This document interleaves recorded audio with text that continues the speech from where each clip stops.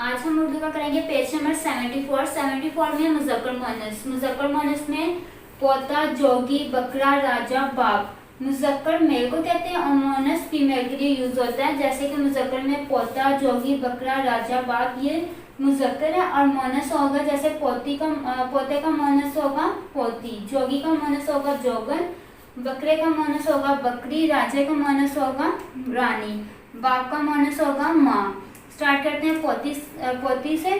पेगा पो लिखता पोता है तो इसका मुअन्नस होगा पोती। पे ऊपर की पे का सिरा सेकंड लाइन से नीचे और ये वाव का हेड बना के और वाव पेगा पो ते का सिरा फर्स्ट लाइन से सेकंड लाइन तक और फिर इसके नीचे छोटी है। पेगा पो ते छोटी है ती पोती। उसके बाद है जोगी। जोगी का होगा मुअन्नस जोगन, जेवा जो। फिर उसके बाद है गाव, गाव का सिरा इस तरह और इसके साथ नून, जोगन।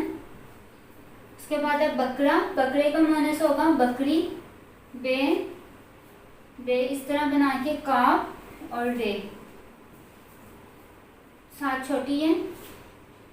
उसके बाद है राजा, राजे का मुअन्नस होगा रानी, रे, अलिफ और इसके साथ नून छोटी है नी, रानी और बाप माँ, मीम, मीम के साथ अलिफ और नून गुना माँ।